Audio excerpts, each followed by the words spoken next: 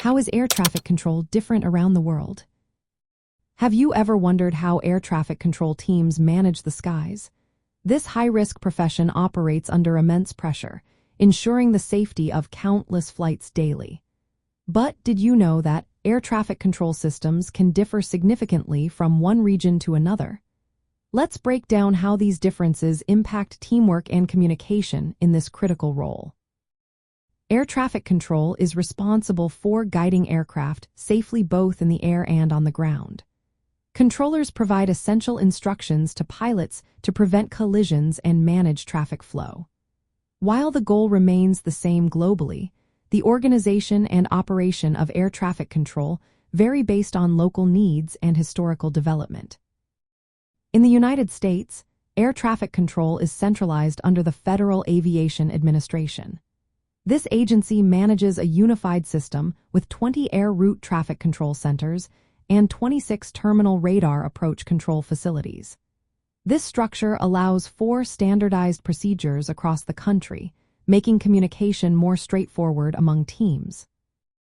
On the other hand, Europe has a more fragmented air traffic control system. There are 36 different air navigation service providers, each with its own regulations and procedures. This complexity means that controllers must coordinate across multiple countries, which can complicate communication and teamwork. It requires a high level of cooperation among various teams to ensure safety and efficiency. When it comes to traffic volume, the United States handles a higher number of flights operating under instrument flight rules with fewer controllers.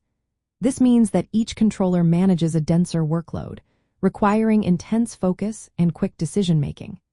In contrast, Europe has more facilities and controllers but manages fewer flights overall. This distribution impacts how controllers coordinate handoffs between sectors. Technology plays a significant role in air traffic control as well. In the United States, there is a uniform automation system that facilitates seamless cooperation among centers. However, in Europe, the use of different systems across various providers can introduce challenges in managing traffic flow. Controllers must adapt to these varying technologies, which adds to the complexity of their roles. Air traffic flow management techniques also differ between the two regions. The United States employs a system-wide approach with a single provider managing traffic flows. In contrast, Europe's fragmented system requires coordination among many providers, making flow management more intricate. Regulatory frameworks also shape how air traffic control operates. The Federal Aviation Administration in the United States is a government agency with a centralized budget. In Europe, many air navigation service providers are independent or semi-independent entities, which affects their funding and modernization efforts. In both regions, air traffic controllers work in environments where split-second decisions can have serious consequences. The differences in air traffic control systems shape how these professionals operate under pressure.